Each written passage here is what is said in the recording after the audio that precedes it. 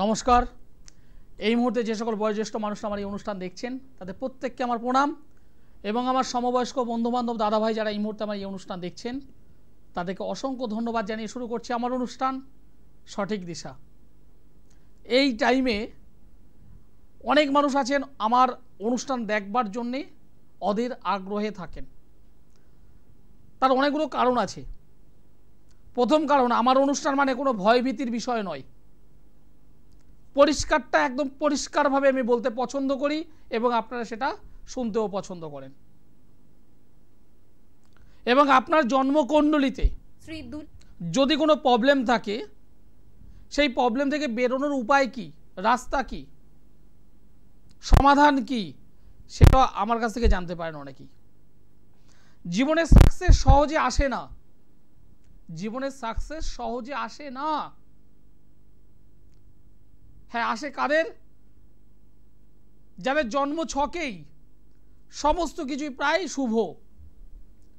প্রত্যেকটা যোগ, প্রত্যেকটা করণ, প্রত্যেকটা মানে কানেকশন, সম্পর্ক, গ্রহের যে সম্পর্ক, লগ্নের সঙ্গে, রাশির সঙ্গে বা অন্যান্য যে সমস্ত গ্রহ, প্রত্যেকের সঙ্গে একটা সুসম্পর্ক যদি থাকে, পাশাপাশি D9, D16, হোরাচক্র, ডেক্কান চক্র, নবতারা চক্র, দশা, বিংশোত্তরী মহাদশা থেকে শুরু করে সমস্ত কিছু যখন পারফেক্ট হয় তখন সেই সমস্ত মানুষদের জীবনে সমস্যাটা কম আসে।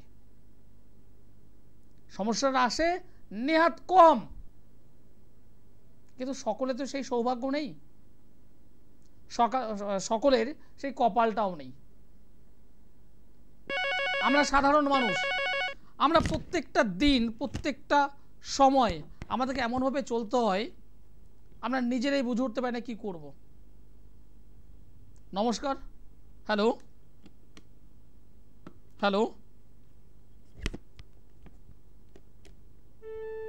হ্যাঁ, লাইনটা যে কোনো কারণে ডিস্টার্ব হয়েছে। যাই হোক, যে সমস্ত দর্শক বন্ধু ফোন করছেন তারা অবশ্যই ফোন করতে পারেন। যে বিষয় নিয়ে আমি আলোচনা শুরু করব বা যেটা শুরু করতে চেয়েছি, জীবনের সাকসেস আমরা অনেক মানুষ চাই কিন্তু সকলে পাই না। সবাই আমরা পাই না। না পাওয়ার অনেক কারণ আছে। আপনি যখন জন্মগ্রহণ করেছেন সেই সময়ে, সেই জন্মকালীন সময়ে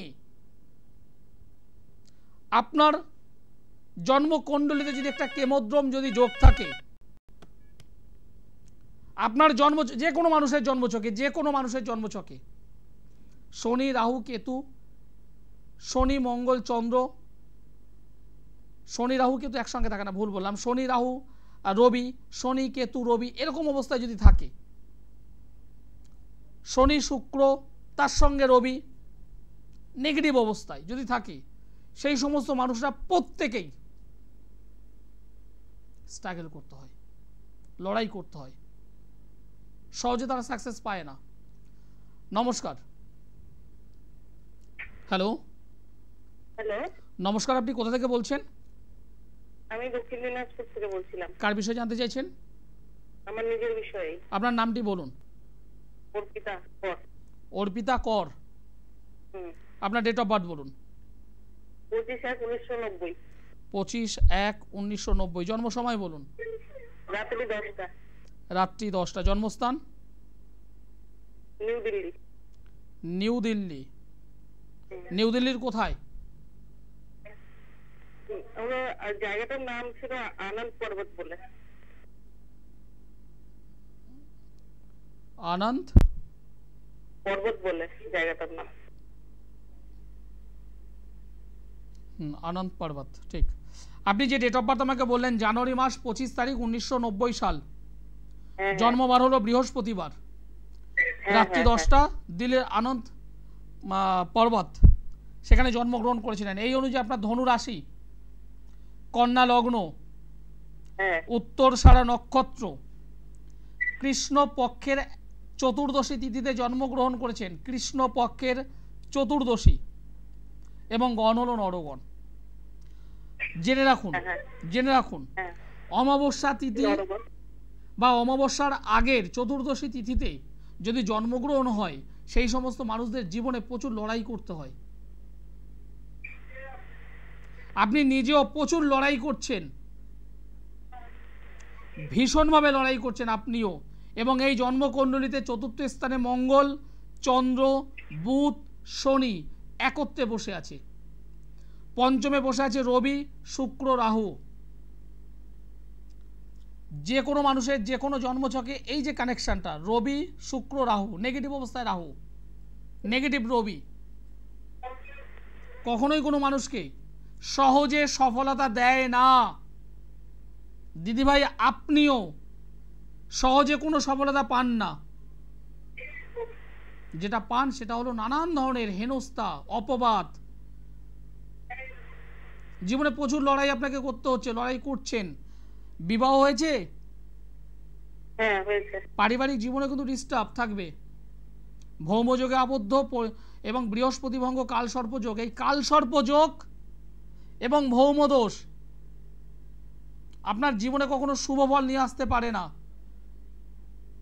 পারিবারিক জীবন ডিস্টার্ব হবেই, সাংসারিক জীবনে ডিস্টার্ব হবেই। আপনি কোনো কর্মের সঙ্গে যুক্ত আছেন? থাকাটা উচিত, এই ছক অনুযায়ী থাকাটা উচিত।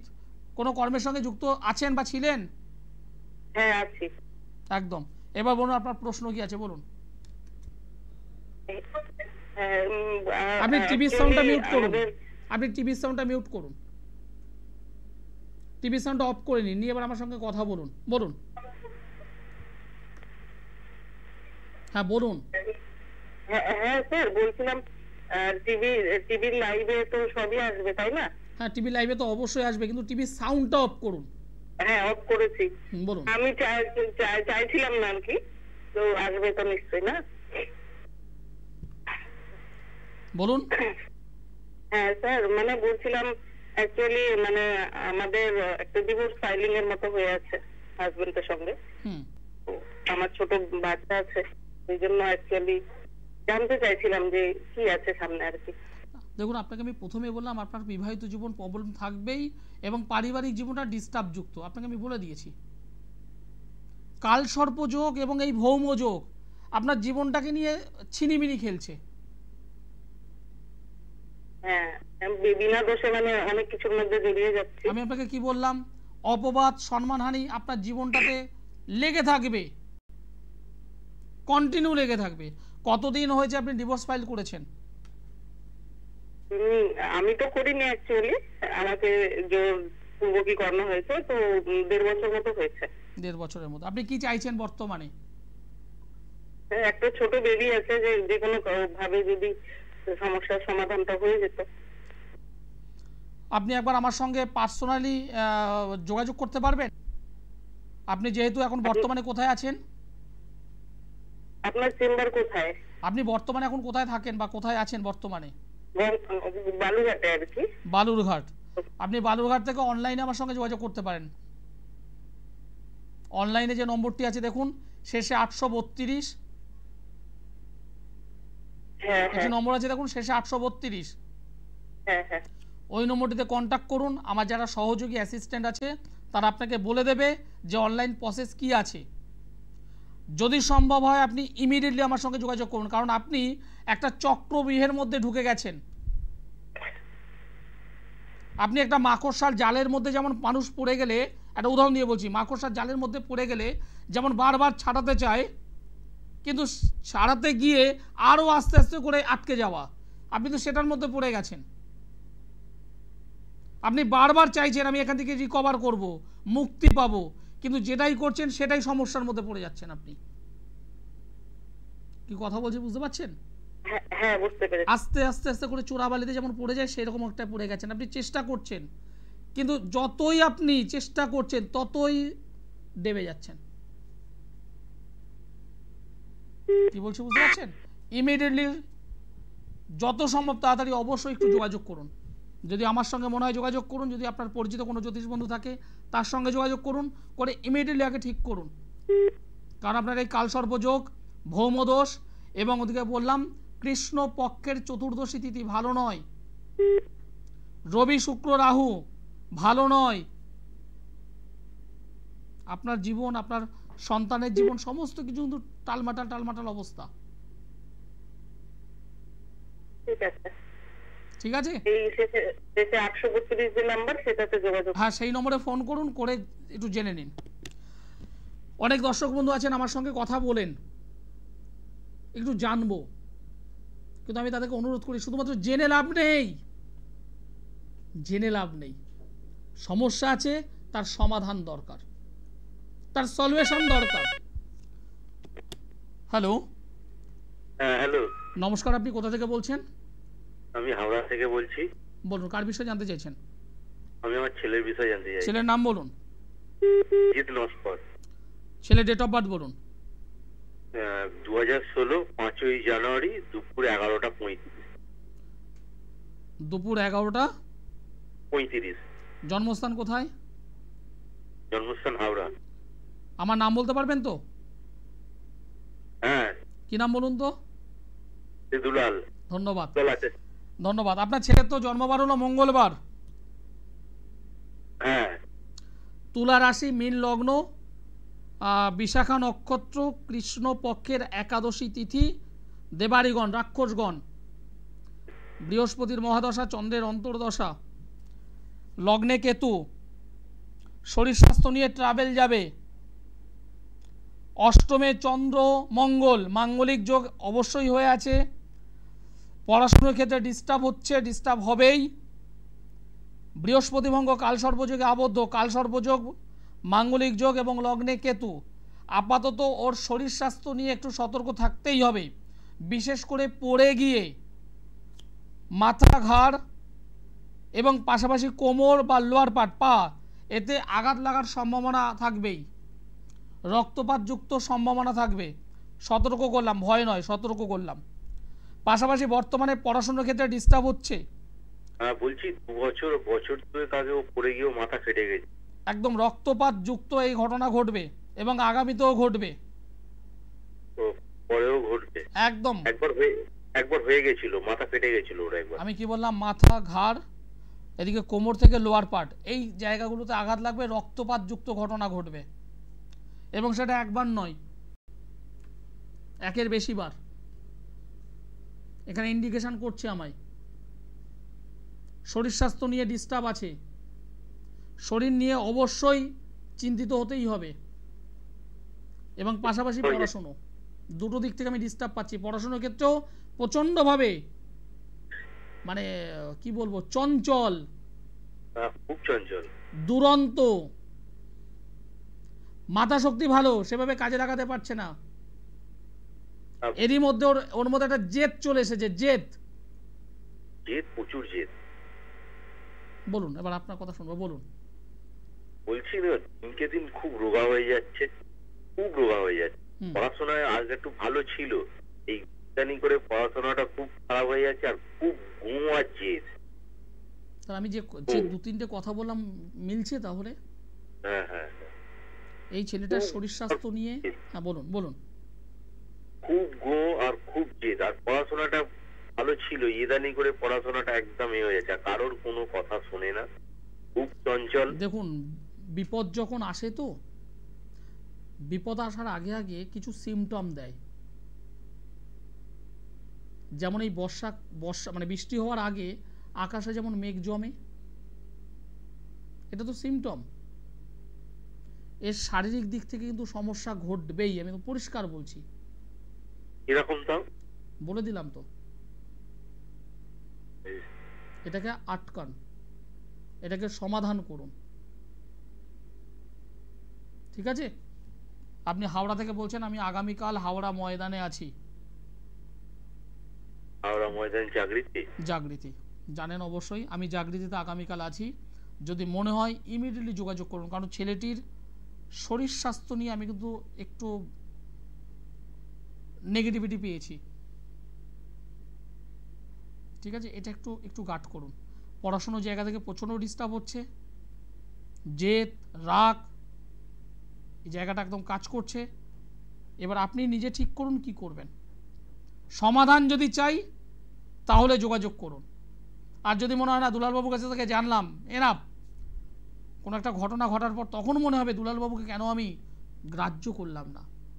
তখন মনে হবে দুলালবাবুর কথাগুলো আমি কেন শুনলাম না, তখন মনে হবে দুলালবাবু যা যা বলেছো ঠিকই বলেছিল, কিন্তু আমি কেয়ার করিনি।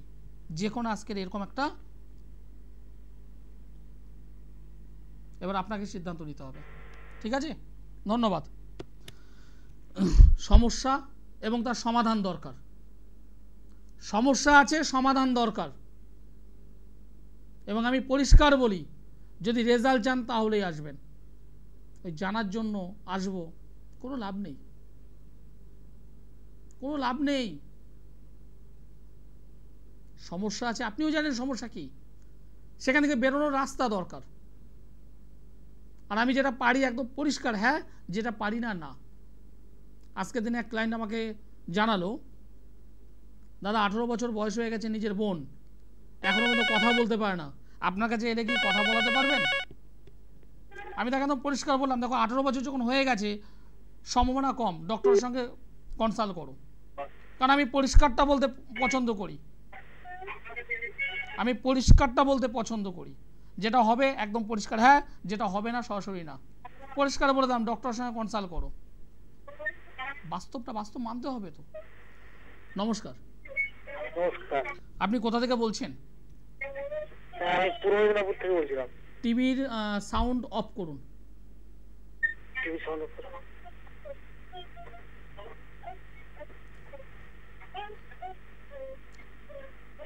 আমি কিন্তু এখান থেকে কেটে দিতে বাধ্য হব। টিভির সাউন্ডটা অফ করুন। হ্যাঁ, অফ করা আছে। হ্যাঁ, এবার অফ হলো। কার বিষয়ে জানতে চাইছেন? আমি আমার বিষয়ে জানতে চাইছিলাম। আপনি আপনার বিষয় জানবেন? হ্যাঁ। আপনার ডেট অফ বার্থ বলুন। আমার বিষয় বলতে আমার ডেট অফ বার্থ 1989, 6/4/1989। জন্ম সময় বলুন। জন্ম সময় রাত্রি 11টা। রাত্রি 11টা। জন্মস্থান? নাম ডেরা গ্রাম। কোন থানার মধ্যে পড়ছেন? এটা রামনগর থানা। রামনগর, দীঘা রামনগর। হ্যাঁ। রামনগর থেকে বহু মানুষ আমার কাছে আসে। আচ্ছা।